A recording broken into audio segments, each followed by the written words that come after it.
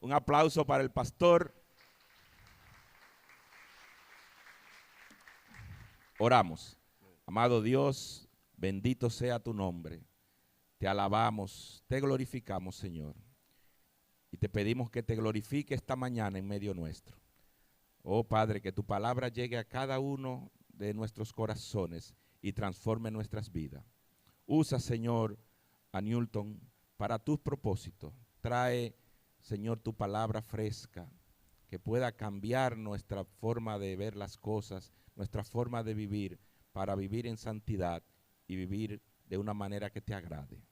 Ponemos al pastor en tus manos, Señor. Úsalo, oh Padre, que él sea instrumento tuyo en esta mañana. Te adoramos y te bendecimos en el nombre poderoso de Jesús. Amén. Bueno, hermanos, Dios les bendiga. Dios les bendiga de verdad. Es un privilegio que el Señor nos ha concedido a mi esposa y a mí poder estar aquí en medio de ustedes. Tomar no es fácil, pero viendo la foto parece que sí. Parece que sí, viendo la foto de mi familia, pero yo le doy gracias a Dios que ninguna de mis hijas salieron a mí, porque si no, voy a tener que quedarme con ella hasta que la muerte nos separe. Pero gracias al Señor que fue a su mamá que salieron, entonces, ¿verdad? Ya eso está resuelto, gracias a Dios. Para nosotros es un privilegio estar aquí y glorificamos al Señor por esta oportunidad que nos da de poder compartir con ustedes durante lo que ha sido este fin de semana. Y hoy nosotros vamos a estar compartiendo acerca de desinfectando el corazón con el perdón bíblico. Y la dinámica que vamos a seguir para abordar el tema que tiene que ver con el perdón bíblico es la siguiente. Déjeme ver si esto... Ayúdeme ya. Está conectado ya. 1, 2, 1.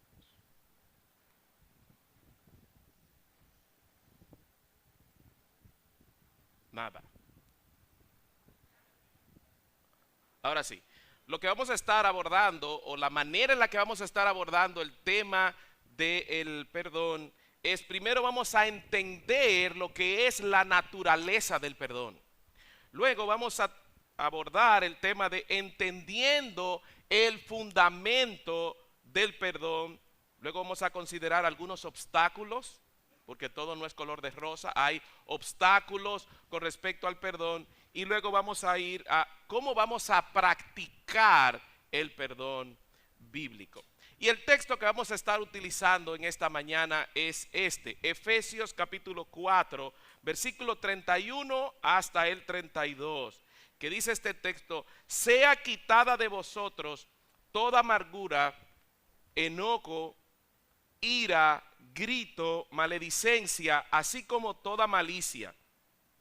Sed más bien amables unos con otros, misericordiosos, perdonándoos unos a otros, así como también Dios os perdonó en Cristo. Y lo primero que vamos a ver es, vamos a tener un entendimiento de lo que es la naturaleza del perdón, la naturaleza del perdón. Y vamos a considerar varios textos bíblicos para nosotros poder entender qué es lo que realmente significa el perdón y los efectos del perdón en nuestra comunión vertical con Dios, pero también en nuestra comunión horizontal con los demás. Y ese horizontal con los demás implica tanto nuestras parejas como aún la relación que tenemos con nuestros hijos.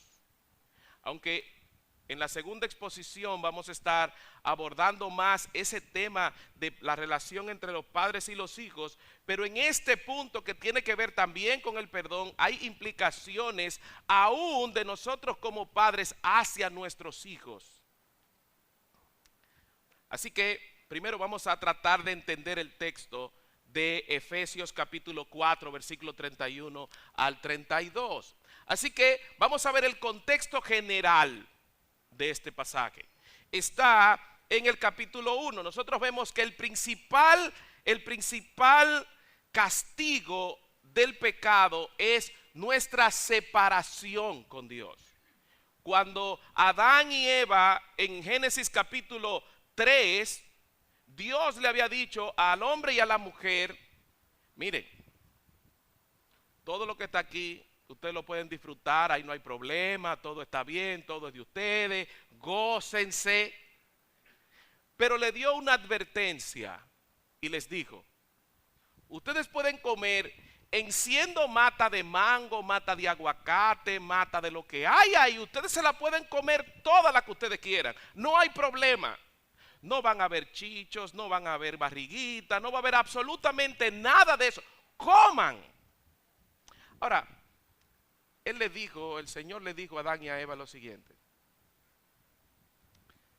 Ustedes de lo único que no pueden comer es del árbol que está en el medio del huerto, el árbol de la ciencia del bien y el mal.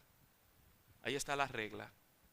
Y le dio las consecuencias de si ellos desobedecían tal instrucción. Y la desobediencia era que el día que ustedes coman de ese fruto, ciertamente que morirán. Y el punto aquí de que iban a morir tenía dos connotaciones. Había una connotación directa o inmediata y una que se iba a manifestar a lo largo de la historia. La inmediata en cuanto a esa muerte era esa separación inmediata de Dios con la humanidad. Noten que cuando ellos comen, ya ellos no se veían como se veían en Génesis capítulo 2. Andaban desnudos y no se avergonzaban. Desde que pecan, ya hay una vergüenza en sí mismo por sus pecados y se esconden delante de un Dios que es santo y que todo lo ve. Entonces lo primero que hay es una separación. Esa muerte es una separación del hombre con Dios. Y luego está esa separación física que es la muerte. Por eso vemos más hacia adelante en el mismo libro de Génesis donde dice y fulanito engendró a menganito y menganito, menganito. Y todos esos nombres raros que ninguno de nosotros lo utilizamos para ponerle nombre a nuestros hijos. La genealogía nos va diciendo cada uno de ellos y al final ¿qué dice? Y vivió qué sé yo cuántos años y murió. Dando a entender el cumplimiento de lo que Dios ya le había dicho a ellos, de que el día que pecaren ciertamente morirán.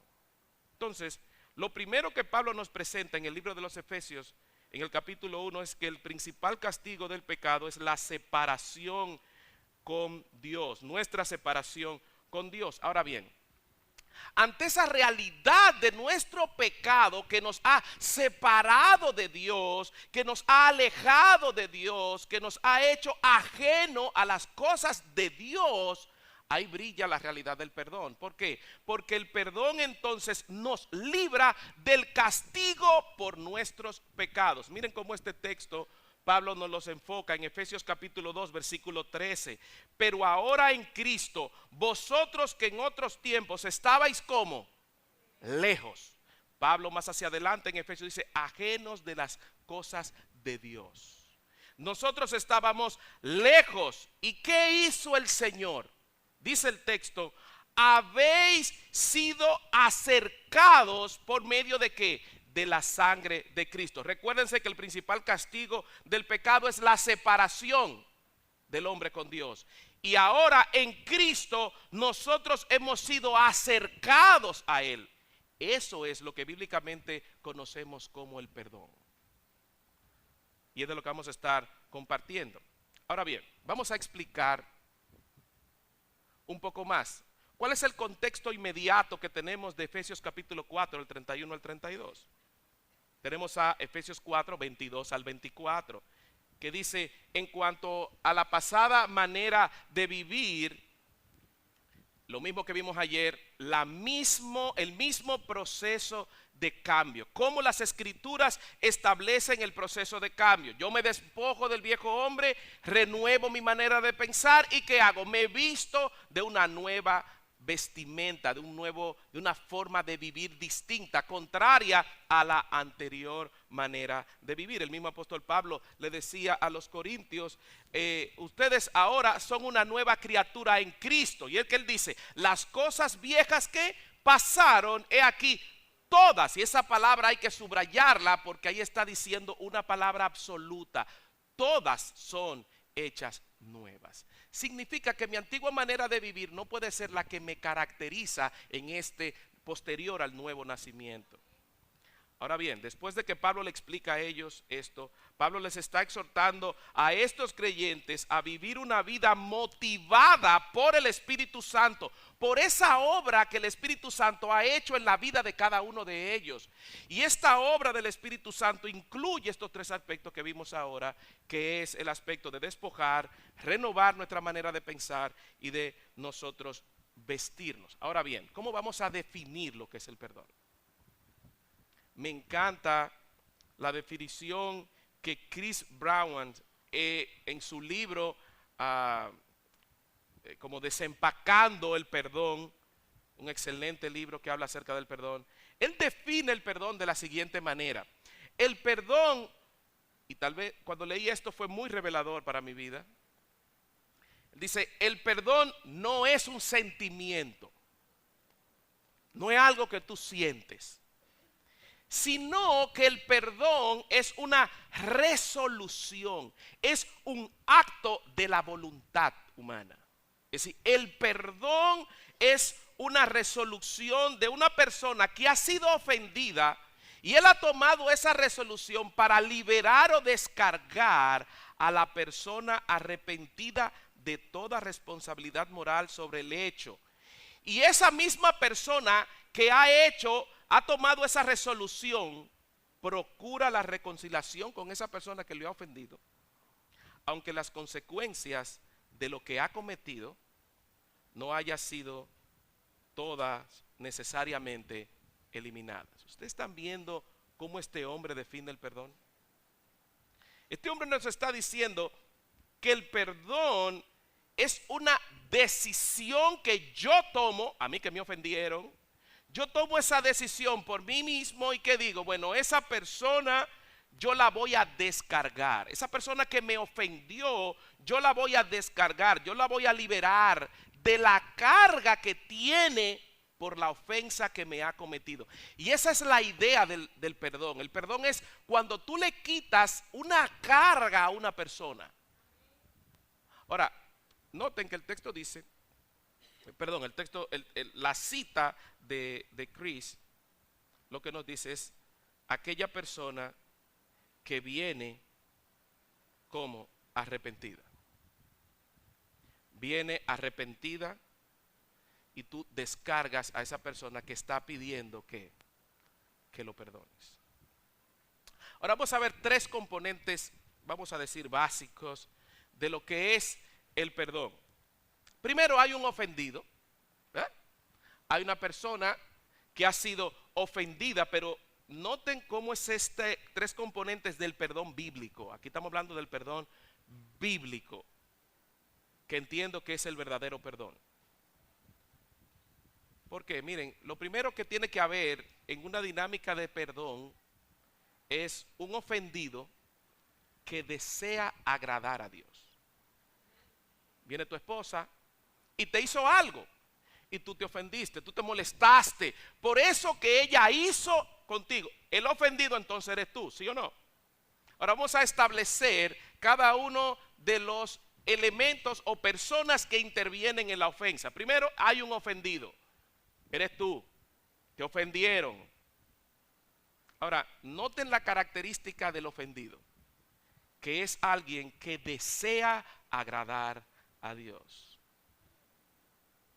Tú estás ofendido, pero tu razón de existencia es agradar a Dios.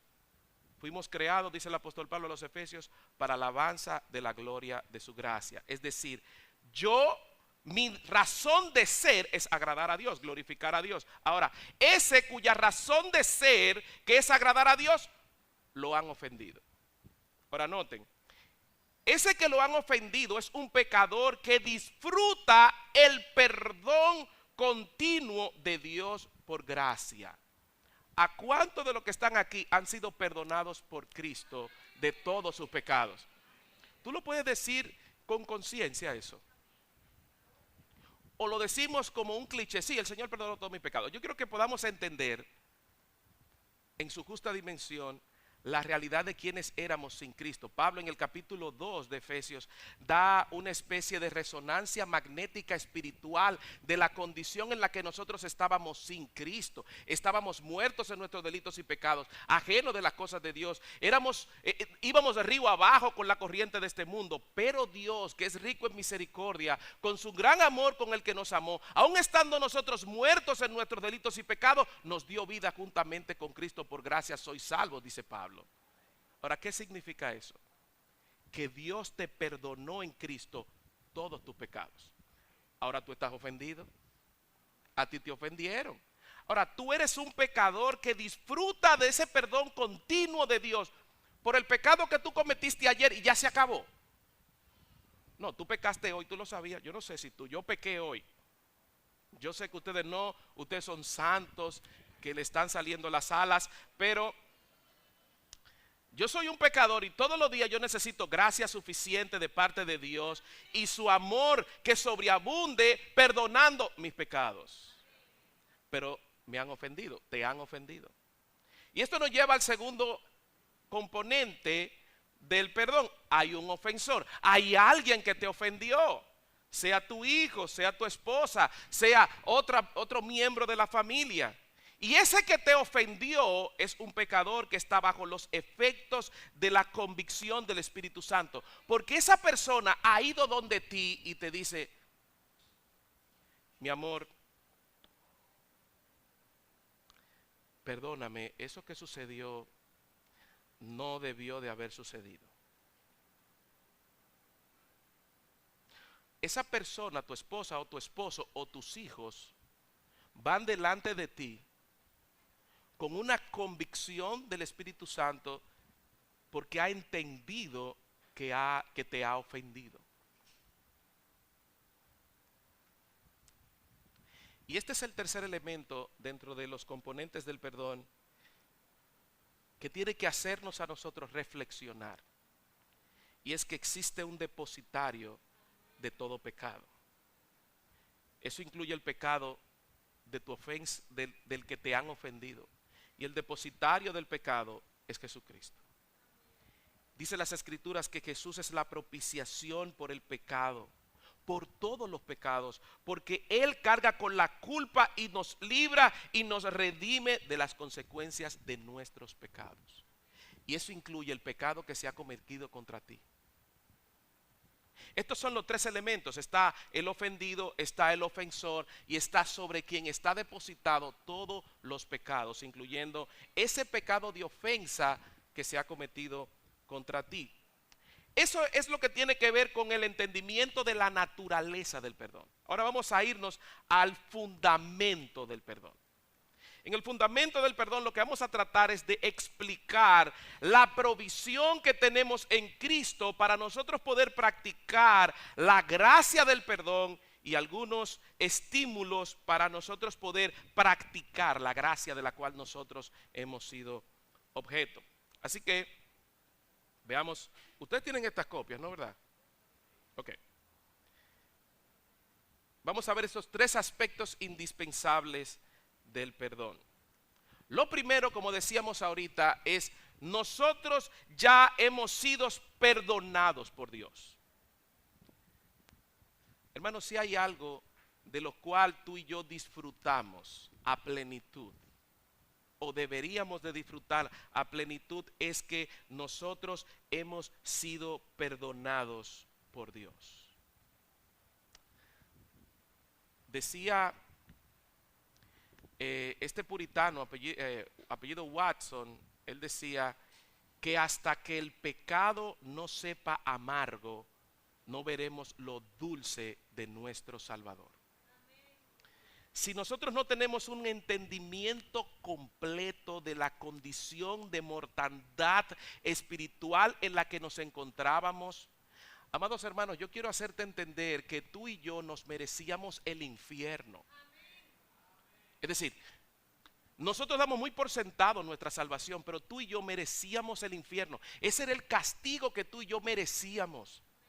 Pero Dios, que nos amó de tal manera, proveyó en Cristo la salvación de todos nuestros pecados y nos trasladó de las tinieblas en las que nosotros nos encontrábamos a la luz de Cristo.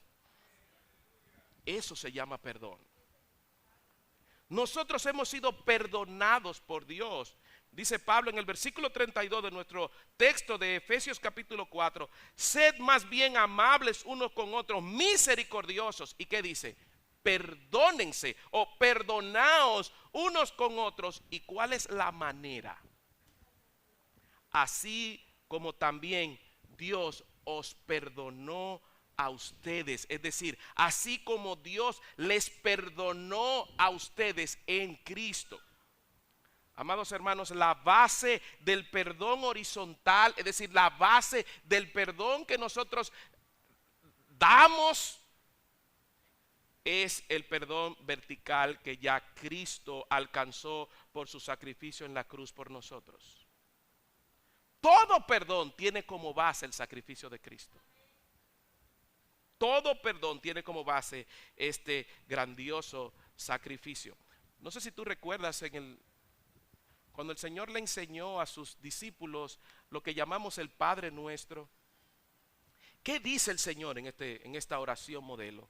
Él le dice, perdónanos, así como nosotros perdonamos a los que nos ofenden.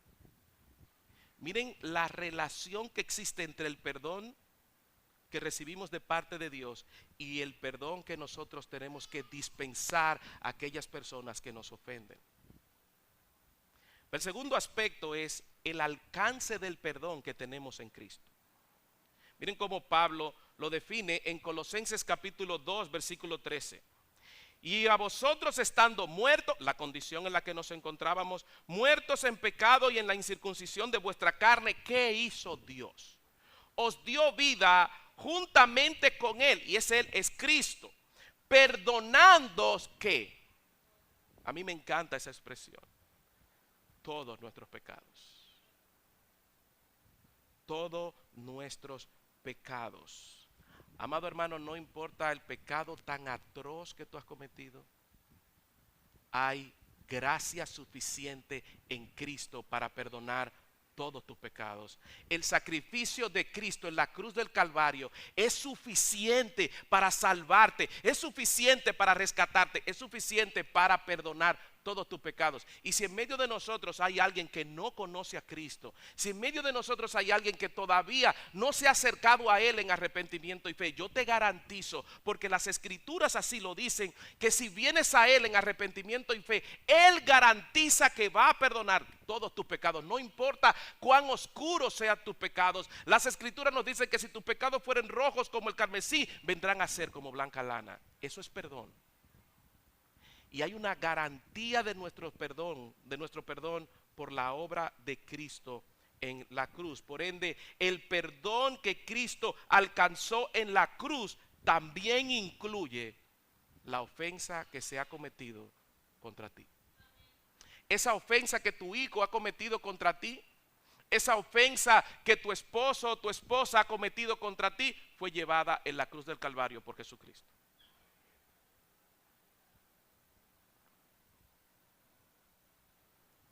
Ahora, esto nos lleva a nuestro tercer aspecto indispensable del perdón, y es que el pecado es primariamente contra Dios.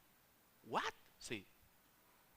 Tuve una pareja en el centro de consejería donde este hombre llega y empieza, la esposa está destruida por algo que él había hecho, pero él no entendía la gravedad de lo que había cometido. Decía, pero mire, pastor, eso no es nada. Es que lo que pasa es que esa mujer todo lo pone grande. Eso es, mire, es una sencillez. Es verdad, yo no estoy justificando de que, pero mire, eso es, se puede vivir así. Cuando yo le digo a este hombre, mira, lo que pasa es que todo pecado es primariamente contra Dios, ese hombre empezó a llorar. Porque él le dijo a su esposa, espérate, que el problema ahora no eres tú. El problema ahora sí se me complicó. Porque eso significa que yo he pecado contra Dios. Amado hermano, todo pecado es contra Dios primariamente. Tú no eres la última Coca-Cola del desierto cuando te ofendieron. Y es que me ofendieron a mí, pastor. Usted no sabe que fue que me ofendieron a mí. Usted no sabe que fue a mí, a la cuarta persona de la Trinidad, que acaban de ofender. Usted no sabe eso.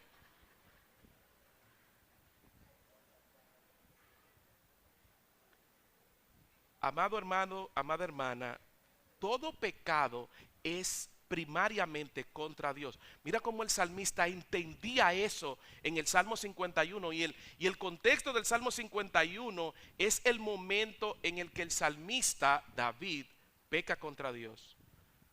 Cuando Betsabé y va el profeta Natán y lo confronta. Miren cómo este Salmo 51 dice: contra ti, solo he pecado y he hecho lo malo delante de tus ojos. Todo pecado es primariamente contra Dios. Y esto nos lleva a la luz de esta realidad, de el entender que nosotros hemos sido perdonados por Dios, el alcance, yo me volé aquí, el alcance del perdón que tenemos en Cristo y que todo pecado es primariamente contra Dios. Esa realidad, si tú y yo la podemos entender, comprender, asimilar, esto nos tiene que llevar a nosotros a implicaciones del perdón. Y la primera implicación es que nosotros tenemos que tomar una resolución. Al entender que lo que me ha hecho mi hijo, o lo que me ha hecho mi esposo, o lo que me ha hecho mi esposa, o lo que me ha hecho mi padre, o lo que ha hecho mi madre, y me pide perdón, tiene implicaciones y resoluciones que yo tengo que tomar. Y la primera es, yo no voy a estancarme en este problema. Tú no te puedes quedar como aquellos vehículos que no son de doble tracción, que están en un hoyo. Tú tienes que tomar la resolución y decir, pero es que esta situación, yo no me puedo quedar estancado aquí. En segundo lugar, no voy a sacar este incidente que ya hemos dilucidado, que yo he perdonado. Yo no lo voy a tener en una libreta. Me ofendiste, ¿verdad? Te perdoné. 28 de octubre 2019, la perdoné, punto. Bueno, 2 meses más tarde hay un problema, dice, ven acá muchacha, pero tú no sabes que el 28 de octubre a las 10:37 yo te perdoné y otra vez. Es decir, hay una resolución que nosotros tenemos que tomar de no volver a traer a colación el incidente para utilizarlo en contra de la persona a la que tú perdonaste. No voy a hablar con otras personas sobre esa situación que se supone que ya fue perdonada. Y no permitiré que este incidente se interponga entre nosotros ni ponga obstáculo en nuestra relación personal. Eso es perdón. ¿Tú te imaginas que cuando tú vas donde Dios, le dice, Señor, perdona por mis pecados, mira lo que hice, mira lo que cometí, perdóname, Señor? Y el Señor te dice, estás perdonado. Pero tú vas mañana, poniéndote más santo de la cuenta, pero yo sé que tú vas dentro de 10 minutos más tarde, oh Señor, otra vez, y el Señor te diga, pero viejo, pero ya hasta la cuanta es. Que Él te diga, pero ven acá, pero tú no has salido de aquí y ya tú estás volviendo otra vez a pedir perdón. No, mira ve lo que tú haces. ¿Tú te imaginas que esa sea la forma en la que Dios responda a la petición de perdón tuya? Hermano, nosotros estaríamos fritos toditos. Dice las escrituras que cuando Dios nos perdona, borra todas nuestras rebeliones y la pone en el fondo del mar. Ya Él olvidó nuestras transgresiones. Me encanta como Luis Méndez, de quien tomamos parte de este material en una conferencia que nos dio allá en un retiro de parejas, llamados a perdonar. Él decía: por pensamiento, palabra y obra, usted puede demostrar el perdón y reconstruir relaciones con la persona que le ha ofendido. Sin importar cuán dolorosa haya sido la ofensa, con la ayuda de Dios, usted puede hacer estas 4 promesas e imitar el perdón y reconciliación demostrados en la cruz. Por la gracia de Dios, usted puede perdonar como el Señor lo perdonó a usted. Tristemente, si nosotros no entendemos la realidad de nuestro pecado y el Salvador que tenemos en Cristo, no vamos a poder dispensar el perdón de la manera en la que debemos de hacerlo. Ahora, hasta aquí nosotros hemos podido ver estas realidades. Ahora el punto es que se nos presentan obstáculos para perdonar. Se nos presentan obstáculos para perdonar. Así que vamos a ver algunos obstáculos comunes que se nos presentan para poder dispensar el perdón, sea en el contexto del matrimonio o en el contexto de nuestras familias. Y el primer obstáculo que se nos presenta es que nosotros entendemos que el perdón bíblico está basado en méritos. Es que se tiene que merecer que yo lo perdone. No se lo merece.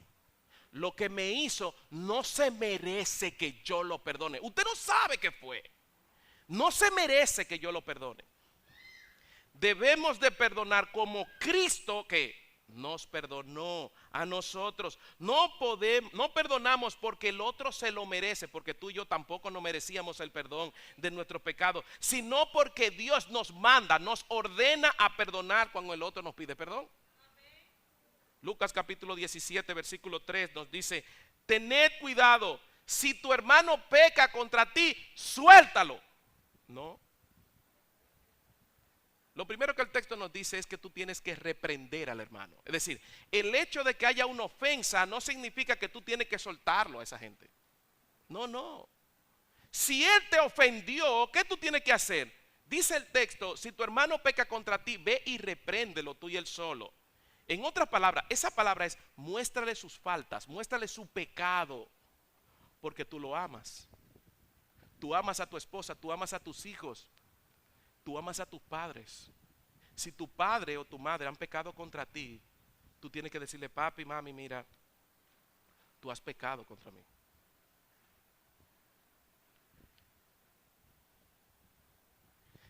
Reprendedlo. Y si se arrepiente, ¿qué dice el texto? Tú nada más tienes una sola alternativa. ¿Cuál es? Perdonarlo. No hay otra opción. Perdonarlo. Así que lo primero que tenemos que entender es que el perdón bíblico no está basado en méritos. No es que si se lo merece o no se lo merece, tienes que perdonar. El segundo obstáculo es no entender que la falta de un espíritu perdonador es pecado. Óyeme bien. El no tener un espíritu perdonador es pecado. Toda falta de perdón produce siempre un alejamiento, crea fuente de amargura en el corazón y se afecta el gozo de nuestra salvación. Cuando tú tienes un pendiente con una gente que te ha ofendido y esa gente ha ido a pedir perdón y tú le dices, y tú le niegas el perdón, tú tienes un pendiente en tu corazón. Y está ahí, y tú lo ves y tú respiras hondo y dices, ahí está otra vez. O tú haces un truco en tu mente y tú dices, yo la voy a tratar bien pero eso está ahí en tu mente. ¿Por qué? Porque tristemente la falta de perdón es pecado. Es pecado. Dice Cristo en Marcos capítulo 11, versículo 25 al 26, y cuando estéis orando, perdonad si tenéis algo contra alguien, para que vuestro Padre que está en los cielos os perdone vuestras transgresiones. Pero si vosotros no perdonáis, tampoco vuestro Padre que está en los cielos perdonará vuestras transgresiones. ¿Tú estás viendo la implicación del no perdonar? De hecho, cuando tú vas a traer tu ofrenda, dice Cristo, y tú sabes que tú tienes un tema con un hermano, ¿qué dice el texto? Deja la ofrendita ahí. Es decir, a Dios no le importa tu cuarto. A Dios lo que le importa es tu corazón sano. Él dice, deja esos chelitos ahí. Ve y resuelve tu problema con tu hermano. Y cuando tú resuelvas el problema con tu hermano, entonces agarra tu ofrenda y ponla ahí. Miren hasta las implicaciones desde la perspectiva de Dios con respecto a no perdonar. El tercer obstáculo es una mala comprensión de la justicia. Como decíamos ahorita, la ofensa es primariamente contra Dios y nosotros debemos de entender que a fin de cuentas hay un problema entre la persona que pecó y Dios. Pero yo no puedo ser indiferente ante la realidad de que esa persona, la que yo amo, tiene un problema ahora con Dios. ¿Qué yo tengo que hacer? Yo tengo que procurar de manera intencional y diligentemente que esa persona resuelva su problema con Dios. ¿Y qué yo tengo que procurar? Una reconciliación. Para que ese pendiente no esté en él. Todo pecado tiene sus consecuencias. Cada pecado tiene consecuencias. Dice Pablo, porque la paga del pecado es muerte. Todo pecado tiene consecuencias. Ay, pastor, eso era lo que yo necesitaba. ¿Saber que todo pecado tiene consecuencias? Así que ya yo sé, cuando me ofendan, yo sé lo que tengo que hacer. No, manito, Dios es quien determina las consecuencias, no tú. Dios determina la consecuencia. En el Salmo 99:8, el salmista nos dice, oh Señor nuestro Dios, tú les respondiste, fuiste para ellos un perdonador, mas también vengador de todas malas obras. Dios es el que determina cuáles son las consecuencias. El cuarto obstáculo es, hay un problema de orgullo. No perdonamos por orgullo. Dios desea que practiquemos el carácter que Él está formando en nosotros.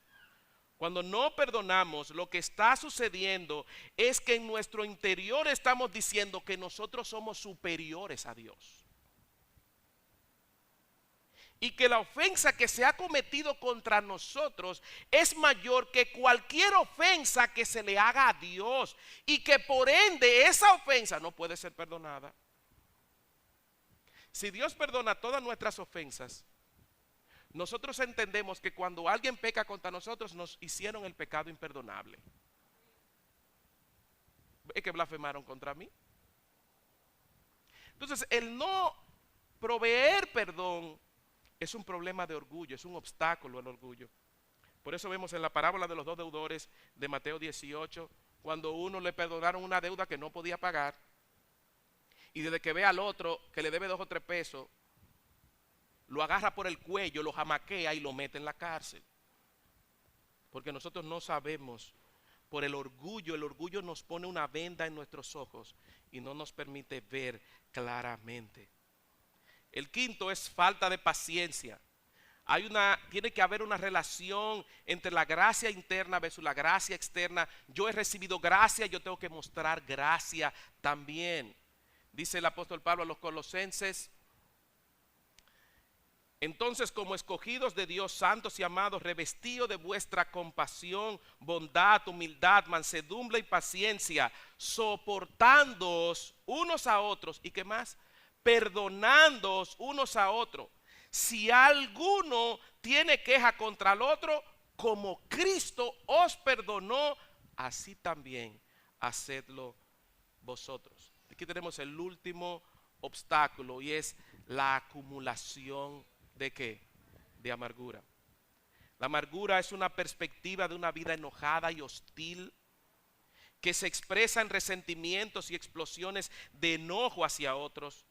Y si no abandonamos la amargura, esta se acumula en nuestros corazones y allí crece y produce frutos de pecado que estorban nuestra vida, contaminándonos a nosotros mismos, pero también contaminando a todos aquellos que están a nuestro alrededor. Por eso en el texto de Efesios capítulo 4, Pablo nos recalca, quítese de vosotros toda amargura, todo enojo, todo grito, toda ira, toda maledicencia, así como toda malicia.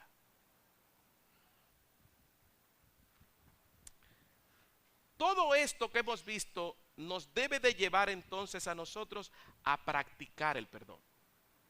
Ok, pastor, ya yo entendí la naturaleza del perdón, ya yo entendí todo lo que tiene que ver con el fundamento del perdón, yo también pude entender todos estos temas relacionados con el perdón. Ahora, ¿cómo lo hago? Yo vi los obstáculos, ahora, ¿cómo lo hago?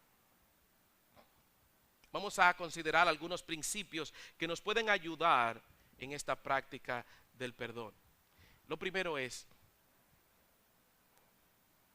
como es una decisión de la voluntad, tú tienes que escoger perdonar. Desvístete de los argumentos pecaminosos que minan tu mente de decir, no se lo merece, no, no, no y no, y escoge perdonar. En segundo lugar, ora por la sanación de Dios en tu sufrimiento, quebrantamiento y herida. Yo no estoy diciendo aquí que cuando te ofenden, tu corazón es de piedra, que es de metal, que no tiene sentimientos. Sí, cuando nos ofenden hay un dolor en nuestros corazones. Pero cuando no perdonamos, ese dolor y ese sufrimiento crece aún más en nuestros corazones. Ahora, cuando tú decides perdonar, tú tienes que orar, Señor, mira este dolor que hay en mi corazón. Yo quiero que tú sanes la herida que esta ofensa ha traído a mi corazón. Pero reconoce que tú también has pecado. Reconoce que tú también has pecado. Reconoce también que tú eres un pecador y que cuando tú pecas, Dios te perdona. Y mira cómo tú te sientes cuando Dios perdona tus pecados. Hay gratitud en tu corazón. Hay un descansar de tu vida. Ese es el mismo sentimiento que va a experimentar aquella persona cuando tú le dices, te perdono. Resiste el deseo de continuamente traer a colación la falta o la transgresión que se ha cometido contra ti. Eso es que tú decides no traer a la memoria esa situación. Amados hermanos, perdonar no es una amnesia. Es decir, me ofendieron, yo lo perdoné, y cuando yo lo perdoné, como que me pasaron y me borraron eso, y por más que yo lo intente, yo no puedo recordar eso. No, eso no es verdad. El que te diga eso te miente. Van a llegar pensamientos que te tratan de recordar la transgresión que se ha cometido contra ti. Ahora tú tienes que tomar la decisión de resistir, de que cuando ese pensamiento llegue a tu mente y a tu corazón, no llegue a tu mente y a tu corazón con amargura y resentimiento. ¿Tú sabes lo que significa la palabra resentimiento? La palabra resentimiento está formado por dos palabras. ¿Qué es? Resentir. Es volver a sentir lo que sentiste al principio. Entonces no puede haber resentimiento al momento en el que tú recuerdas esas cosas. Y si está llegando a tu corazón eso, es, Señor, sana mi corazón porque ya yo perdoné a esa persona. Yo te pido que tú me sanes y yo no pueda recordar esto, porque si yo lo recuerdo de una manera resentida y con amargura, la voy a tener en mi hoja de anotación para que cuando haga algo, yo la traiga a colación.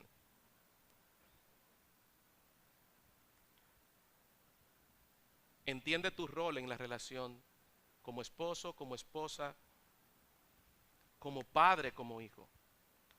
Tú tienes que entender cuál es tu rol, cuál es tu posición ahí. Como líder, tú tienes que mostrar a tu esposa una actitud de perdón cuando hay ofensa.